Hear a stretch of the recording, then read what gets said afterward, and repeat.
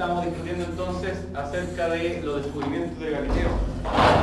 Por ejemplo, acá tenemos las observaciones que hizo en enero de 1610.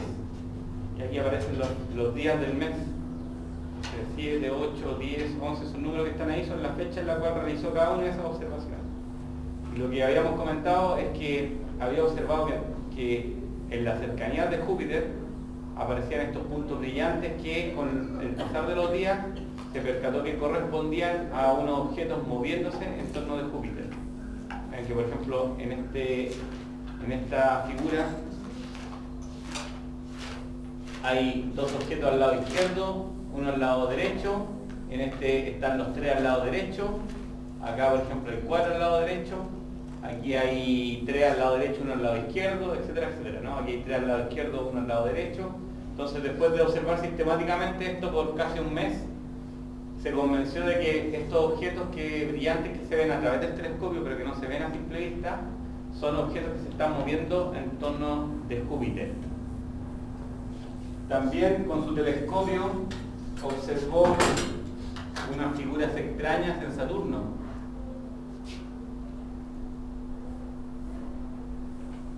Sí, estos son dibujos que hizo de lo que observó en Saturno. Vean que observa que Saturno tiene una forma triple, ¿no? Con su telescopio no es capaz de resolver realmente lo que está viendo acá, pero ya ve una estructura distinta. Y por lo tanto, ciertos objetos que se ven aquí alrededor o al lado de Saturno corresponden realmente a objetos físicos ahí. No puede ser cierto entonces que los planetas son esferas perfectas.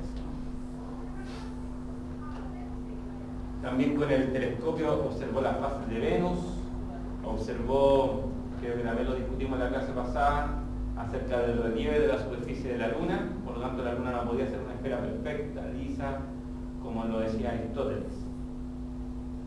Por otra parte, Kepler descubrió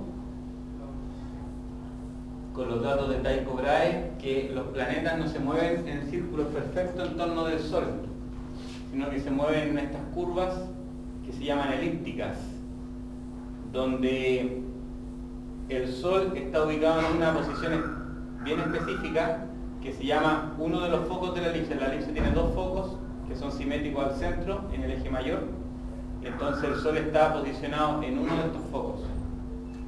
Y los planetas entonces describen una trayectoria elíptica. Aquí está exagerado en realidad porque los planetas, su forma elíptica es muy suave, se parece mucho a un círculo, pero aquí está exagerado. Entonces, aquí representa el R1, representa lo que se denomina el radio vector, que es el trazo que va desde el Sol hasta la posición del planeta, que el planeta se va moviendo, por lo tanto este radio vector se mueve. Kepler también descubrió que a medida que el planeta se mueve en su trayectoria, el radio vector describe áreas iguales en tiempos iguales. ¿Qué significa eso?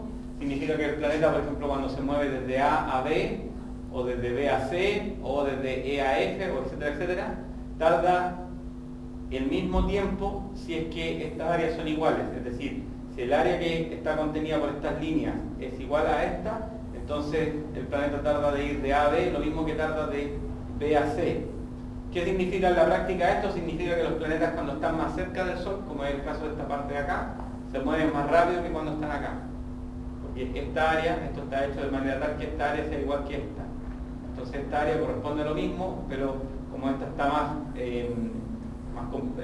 compacta, esto significa que para recorrer este trazo se tiene que mover más rápido para que tarde el mismo tiempo que en este otro trazo que es más corto. Bueno, Kepler también encontró en su tercera ley una relación bien específica entre el tiempo en que tarda en dar una vuelta en torno del Sol un planeta y la distancia media del planeta al Sol. Eso se conoce como la tercera ley.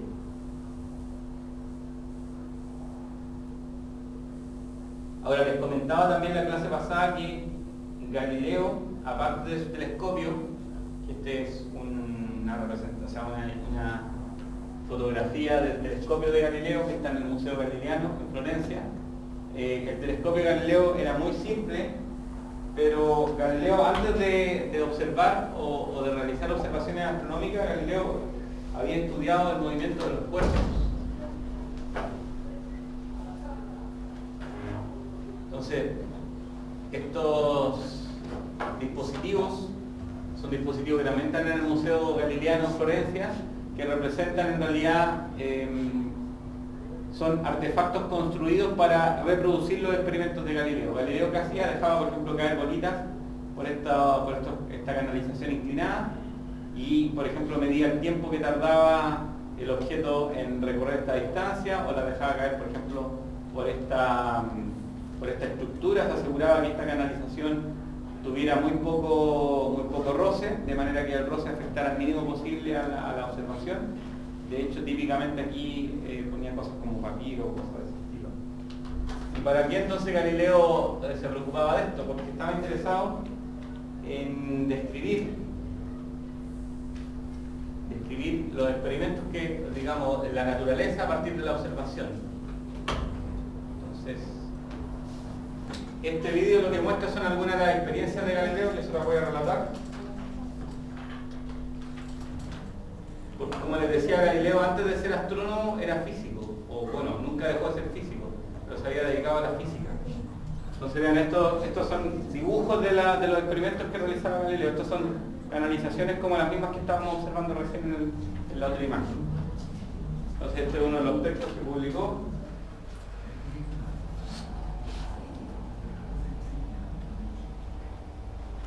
Sulla barra è inserito un piolo di lattuga al quale è possibile assicurare un pendolo composto da un filo a piombo lungo quanto il de aquí pende un péndulo, una bolita. Esto es una cuerda y entonces se suelta el péndulo, y una de las cosas que uno observa, o que observó Galileo, es que el péndulo llega siempre a la misma altura.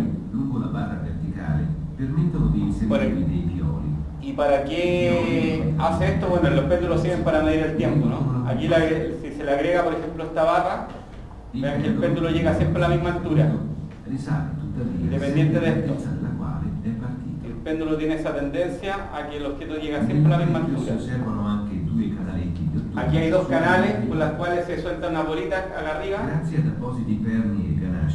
vean que aquí hay un dispositivo para soltar las bolitas, y aquí llegan hasta ese lugar. Y claro, se le puede cambiar la inclinación.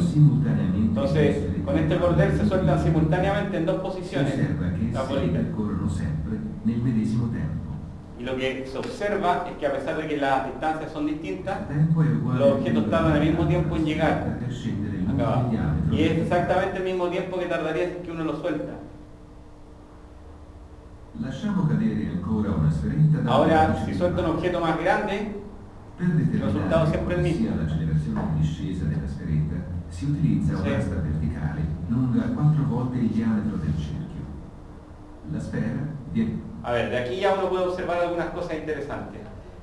Vean que este trayecto, esa trayectoria acá, es más larga que esta de acá. Pero, sin embargo, la bolita se la arregla para recorrer, partir de esta altura y llegar hasta esta otra altura, independiente del camino en el cual tenga que seguir, tarda siempre el mismo tiempo. Esta fue una de las cosas que Galileo observó. El péndulo acá es útil porque uno lo puede usar para, bueno, primero para observar de que la bolita llega siempre a la misma altura, que es algo importante e interesante que vamos a discutir enseguida. Pero además, por ejemplo, acá esto se alarga hacia arriba de manera de que esta vara tenga 4 veces este diámetro, que es el diámetro de este círculo. Se ven 1, 2, 3, 4. ¿Para qué? Porque ahora se va a dejar caer el objeto desde arriba.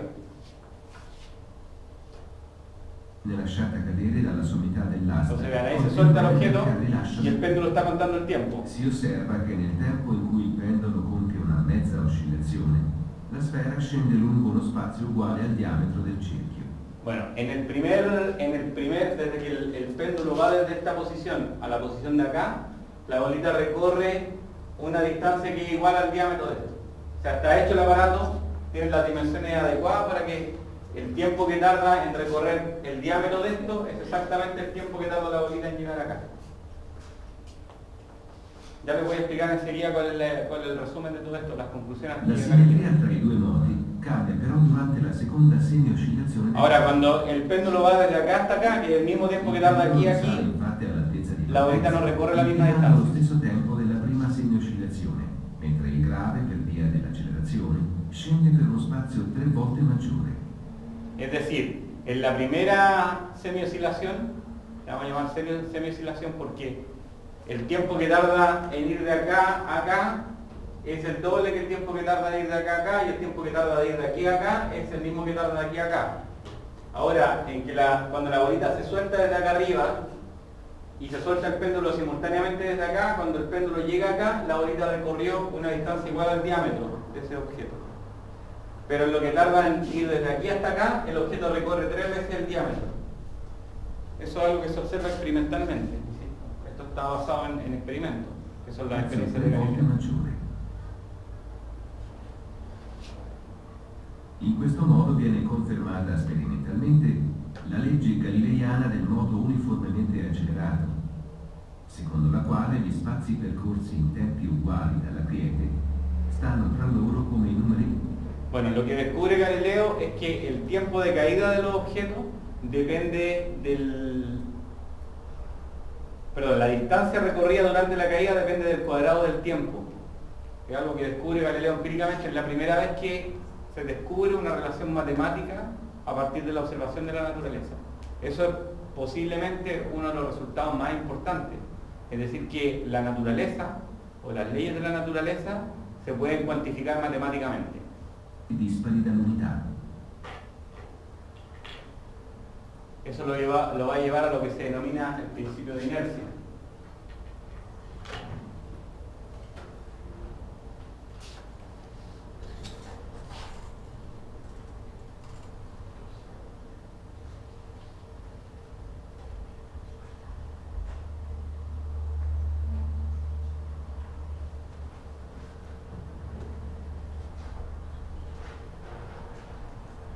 Veamos si este es el video. Vean que esta es una representación pictórica. Esto es Florencia, vean que está el Duomo de Florencia y aquí están los planos inclinados, ¿no? Galileo, si no me equivoco, está allí. Bueno, ahora la pintura lo explica, pero está representando justamente los estudios de Galileo acerca de la caída de los graves, que es justamente un todo el experimento que está aquí. Ahí está la bolita representada misurando il tempo che impiegano a discendere. Dietro di esso, sul mezzo, sta il Galileo. Ahí está Galileo, explicando ya como profesor, explicando ahí los experimentos de caída. Una tunica rossa, additando, al celebre filosofo, suo amico e collega Jacopo Manzoni di Cesena, una tavoletta che porta segnati i risultamenti delle esperienze. Bueno, en la pintura están los resultados del experimento que le acabo de comentar, ¿no? Un Está explicando ahí un amigo. Piegato un ginocchio a terra, tenta con le battute del polso misurare il tempo della discesa del grado. Bueno, aquí el hombre lo que está haciendo, este es un sacerdote, un profesor pero sacerdote, lo que está haciendo es medir el tiempo con su pulso. Lo de los péndulos algo posterior. Inicialmente el tiempo se mide con el pulso. Bueno, obviamente el pulso es relativo si es que la persona está en actividad, pero si está en reposo, el pulso es un buen indicador de una medida de tiempo. Destra del falta de relojes. Vari professori scolastici stanno raccolti tra loro, deridendo quegli esperimenti, bueno, y los profesores discutiendo los experimentos, etcétera. Le risposte a quei nuovi fatti. E alla sinistra di lui, a qualche distanza, vedesi asseso in alto piego quel Don Giovanni de' Medici, figlio naturale di Cosimo I.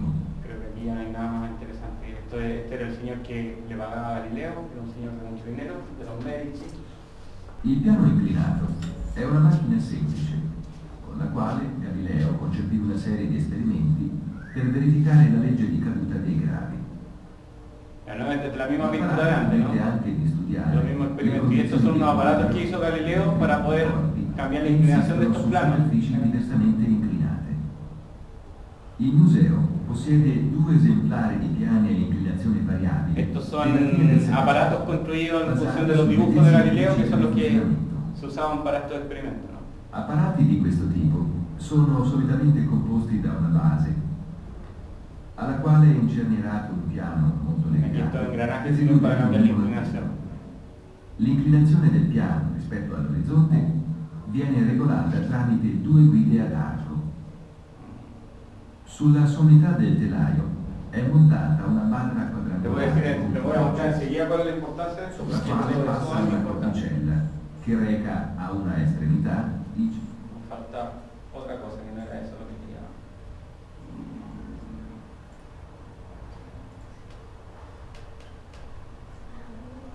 A ver, veamos si es esto.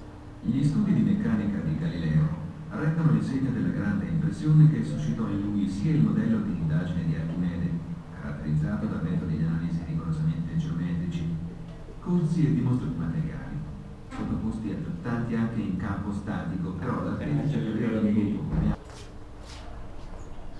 Este es un aparato muy posterior, pero que está basado en los resultados de los experimentos de Galileo. Este es un plano inclinado, les voy a mostrar enseguida una imagen de esto. Este es un plano inclinado que tiene acá un péndulo para medir el tiempo. Entonces está hecho el péndulo de manera tal que en lo que alcanza a recorrer media oscilación, la bolita recorra esta distancia. Ahora aquí hay un aparato con una campana, de manera que cuando la bolita pasa por ahí suena la campana. Entonces uno puede contestar el tiempo y de manera de poder verificar que a medida que vean que aquí no están equipaciadas las campanas, ¿no? Esta está más lejos que la primera, esta más lejos que la segunda, etcétera, etcétera. Y entonces de manera que están registradas aquí las posiciones que registra la bolita cada vez que el péndulo realiza media oscilación. Y eso lleva, como les decía hace un momento, a la ley esta de que la distancia recorrida depende del cuadrado del tiempo. Isaac Newton, portando avanti l'opera di radicale riforma avviata da Galileo Galilei, da René Descartes e da altri ricercatori, stabilì nei principi a matematica. Bueno, esto es un texto que escribió Newton. Newton nació casi en la fecha en la que muere Galileo, es decir, son de generaciones distintas. Pero la gracia que tiene Newton es que usa los resultados de los experimentos de Galileo más las leyes de Kepler para construir las leyes de la mecánica, que es la que permite explicar por qué los planetas se mueven como se mueven. Fu assistito fin dalla fine del Cinquecento dalla invenzione e costruzione di apparati per studiare sperimentalmente le leggi del mondo, nonché di modelli per dimostrare i principi di funzionamento di macchine semplici e Bueno, composte. eso permitía construir máquinas, A etcétera, partire etcétera. dall'inizio del Settecento, la pratica sempre più diffusa delle lezioni di filosofia naturale, corredate da dimostrazioni sperimentali, contribuì alla diffusione di tutta una serie di efficaci apparati concepiti ingegnosamente per illustrare i concetti e i fenomeni fondamentali della meccanica newtoniana. Molti di questi apparati rimasero in uso per oltre 2 secoli nei gabinetti di fisica. Ya, bueno, ¿qué es lo que concluye Galileo? Esto no es un resultado experimental, sino que a partir de los experimentos de Galileo, él concluye lo siguiente y lo discute en un libro que se llama El Diálogo. Galileo publicó un libro denominado Diálogo, de manera de poder explicar dos puntos de vista distintos que convivían en la época de Galileo, que es el modelo de Copérnico y el modelo de Ptolomeo, que corresponden al modelo geocéntrico y el modelo heliocéntrico. Galileo ya estaba convencido acerca de la falsedad del modelo geocéntrico y por lo tanto en este diálogo lo que hace es argumentar, son dos personajes que argumentan uno en favor de uno y del otro modelo, la posibilidad de que uno de esos modelos sí describa la naturaleza. Y entonces en una de esas discusiones Galileo plantea el siguiente experimento. Dice, supongan que tenemos dos planos inclinados pero que están opuestos uno al otro, de manera que la bolita cuando se suelta llega casi siempre aproximadamente a la misma altura. Esta diferencia de altura que está anotada aquí con esta letra griega delta, Galileo dice que tiene que ver con el roce, y por lo tanto si es posible minimizar o eliminar el roce, entonces la bolita siempre llegaría a la misma altura, igual como lo hacen los péndulos, a pesar de que aquí recorre una superficie. En el caso del péndulo iba en el aire, ¿no? Ahora, Galileo va más allá y dice, supongamos que uno de estos dos planos inclinados le podemos cambiar su inclinación, como es el caso del segundo. Dice, vamos a suponer que el roce lo eliminamos, entonces Galileo dice, la bolita va a tender a moverse siempre a la misma altura, independiente de que este trayecto o este tramo de acá es más corto que este otro tramo. La bolita, de igual manera, si la suelto desde acá, va a recorrer el primer plano inclinado, va a empezar a seguir por el segundo de manera de llegar hasta la misma altura. Estamos suponiendo que el roce es despreciable. Ahora Galileo dice, bueno, ¿qué pasa si este plano lo puedo inclinar más todavía? Bueno, esta distancia es sustancialmente mayor. Galileo dice, no importa, porque la bolita tiene una tendencia natural de tratar de llegar siempre a la misma altura. Ahora, en su condición final, Galileo dice, bueno, supongamos que este plano inclinado lo puedo dejar horizontal. Entonces Galileo dice que la bolita, una vez que baje, va aquí a moverse hasta el infinito, porque va a tender a buscar la manera de volver a subir a la misma altura. Si esto sigue completamente plano, la bolita se va a seguir moviendo con exactamente la misma velocidad que tenía en ese lugar y en línea recta. Y eso es lo que se conoce como el principio de inercia de Galileo. ¿Qué significa esto? Significa que para los antiguos griegos, para Aristóteles en particular, el estado natural de los cuerpos es el reposo. Significa que si hay un objeto que se está moviendo, este objeto, para Aristóteles, tiende a llegar al reposo. Galileo lo que propone es algo diametralmente opuesto. Dice, no, el movimiento es un estado natural y es el roce el que hace que los objetos se detengan. Pero si uno pudiera eliminar este roce o alguna otra interacción que detenga la bolita debería moverse por siempre, introduciendo entonces esta idea del movimiento perpetuo. Ahora, con esto, Newton arma el puzzle. Newton dice, bueno, entonces puedo explicar el movimiento de los cuerpos usando simplemente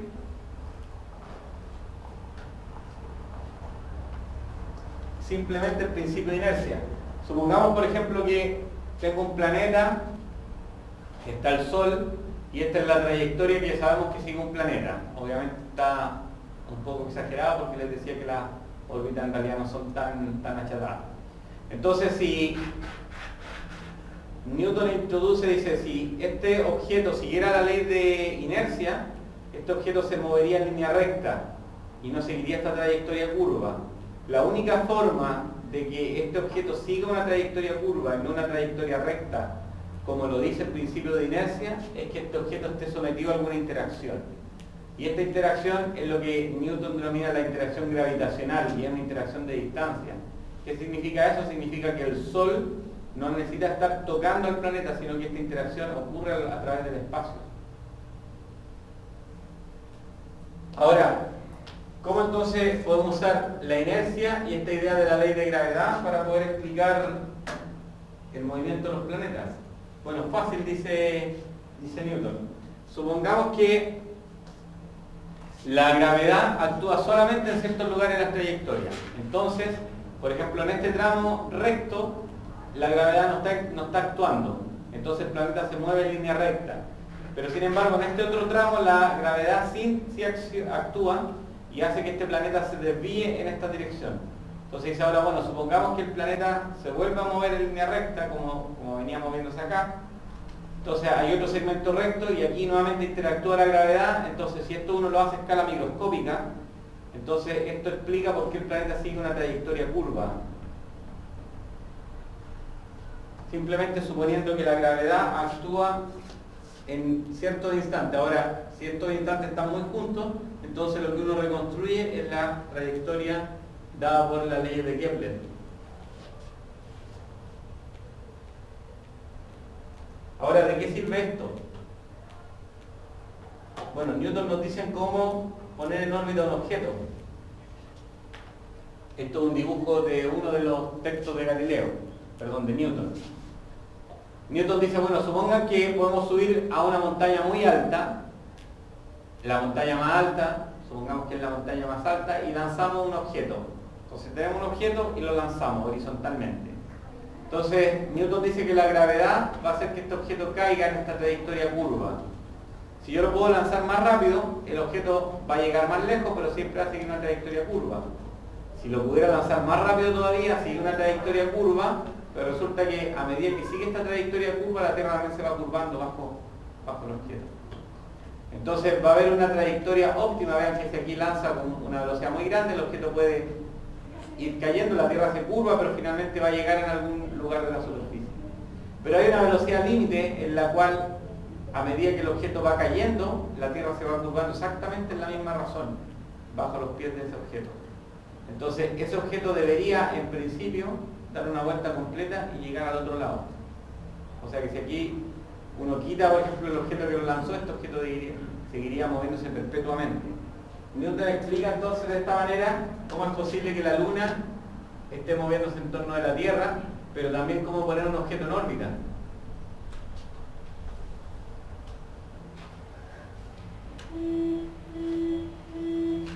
Ahora, según Newton, la fuerza de gravedad depende de dos cosas. Depende de la masa de los objetos, es decir, los objetos más masivos producen una interacción más intensa, pero también depende de la distancia. Mientras más lejos los objetos, la interacción es más débil. De hecho, les voy a mostrar una curva de cómo decrece la interacción gravitacional con la distancia. ¿Con la masa y qué más? Con la distancia, depende de la distancia. Pero supongan que tenemos dos objetos de masa fija y los puedo ir alejando entre sí, la fuerza de gravedad disminuye rápidamente con la distancia. Esta curva representa, por este lado está la magnitud de la fuerza y por eso está la distancia entre las masas. Decrece, esta forma de decaer se llama el inverso cuadrado de la distancia. Es decir, que no solamente es más débil a medida que se aleja, sino que es más débil al cuadrado.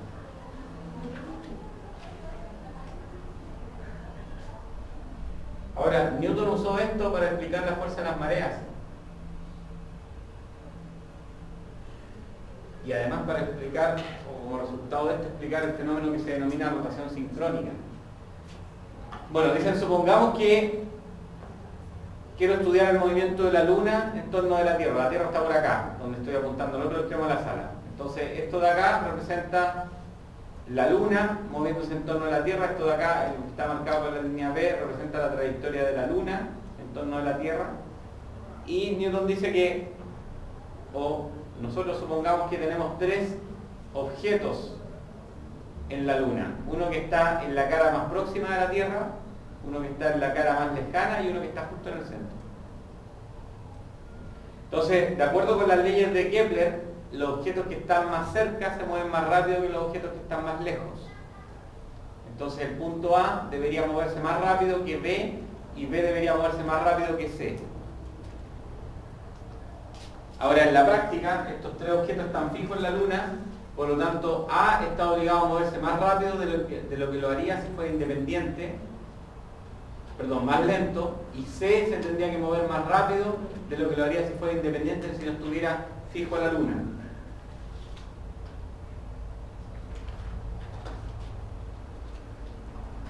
Si obligáramos a tres objetos distintos a moverse a la misma rapidez, el objeto que va en la posición A seguiría una trayectoria cayendo hacia la Tierra y el objeto que va en la posición C, como se movería más rápido, tendería a alejarse de la trayectoria y por lo tanto dejaría de estar en órbita. Pero como todo esto está junto en la Luna, entonces ocurre que este objeto está obligado a moverse a la misma rapidez que esta y esto. Eso da como resultado una deformación del objeto.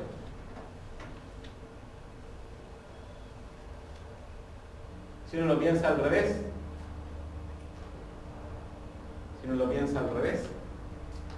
si ahora yo me paro en la Luna, veo que la Tierra es la que se está moviendo en torno de la Luna. Recién estábamos viendo la Luna moviéndose en torno de la Tierra. Entonces, moviéndose en torno a la Tierra hay una deformación de esta cara con respecto a esta. La Luna se estira, producto que este objeto tiene que moverse más rápido de lo que debería y este tiene que moverse más lento de lo que debería. En el caso de la Tierra pasa lo mismo. Si es que miramos la Tierra desde la Luna, la Tierra se mueve en torno de la Luna y entonces ocurre que la cara que está más próxima tiene que moverse en conjunto con el resto de la Tierra, pero esto debería moverse más rápido y esto debería moverse más lento. Por lo tanto, esto da como resultado una deformación de la Tierra, que es muy poco apreciable en la corteza, pero que es mucho más apreciable en la hidrósfera, que es líquida. Dado que el agua se puede mover versátilmente y se puede deformar más fácilmente, entonces se aprecia que las mareas o que el océano cambia su nivel dependiendo de la posición de la Luna. Entonces esto explica el fenómeno de la marea de los océanos. Esto de acá explica justamente el fenómeno de la rotación sincrónica. ¿Por qué? No tengo ningún dibujo acá. Sí, creo que lo tengo acá. Resulta que la deformación, dado que lo que le acabo de explicar, la Tierra se deforma en esta región, también se deforma al otro lado, pero no me voy a preocupar de esta. Dado que la Luna se mueve, o que la Tierra se rota sobre su propio eje, a una cierta rapidez y que la Luna también se mueve, entonces ocurre que este levantamiento no está perfectamente dirigido hacia la Luna, porque la Luna se movió y la Tierra al rotar sobre su propio eje, este levantamiento va cambiando de posición sobre la superficie de la Tierra. Esto significa algo así como un chichón que se levanta en la Tierra, pero que si uno mira la Tierra fija, el chichón se mueve a través de la superficie. Y por lo tanto, esta deformación que se mueve a través de la superficie, que está desalineada por el hecho de que la Luna también se mueve, le quita energía a la rotación y hace que la Tierra cada vez se mueva más lento, producto de este chichón que va produciendo deformación en la superficie terrestre. Eso, con el pasar de los millones de años, o de los miles de millones de años en escala geológica, hace que la rotación terrestre sea más lenta. De hecho, la evidencia geológica muestra que las mareas eran más frecuentes en el pasado que ahora. Ahora, ¿cuándo va a dejar de robarle energía a la rotación este objeto? Cuando quede fijo sobre la superficie. Y eso solo va a ocurrir cuando el tiempo que tarda en dar la Luna una vuelta sea exactamente el mismo tiempo que tarde la Tierra en dar una vuelta sobre su propio eje. Es decir, cuando se sincronice el movimiento de la Luna con la rotación terrestre. Esto es justamente lo que ya había pasado con la Luna. Ustedes recuerdan, habíamos discutido en algún momento de que la Luna tenía rotación sincrónica. Es decir, que su rotación tarda aproximadamente lo mismo que lo que tarda la Luna en dar una vuelta en torno de la Tierra.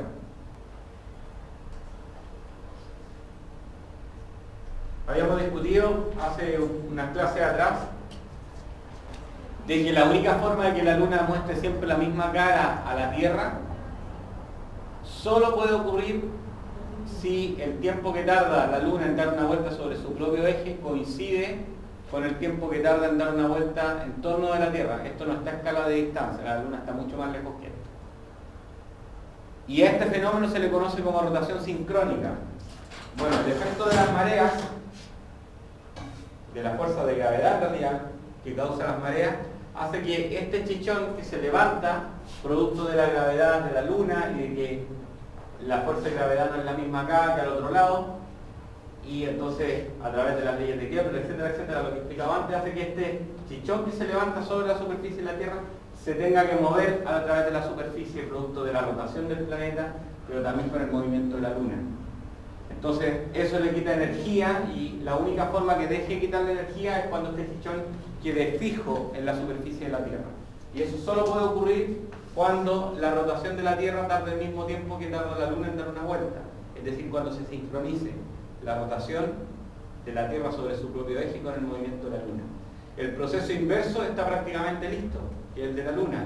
El tiempo que tarda en dar una vuelta a la Luna sobre su propio eje es aproximadamente igual al tiempo que tarda en dar una vuelta. Y la evidencia de eso es justamente el hecho que nos muestre siempre la misma cara a la Tierra. Ya, eso es todo lo que tengo que discutir por hoy.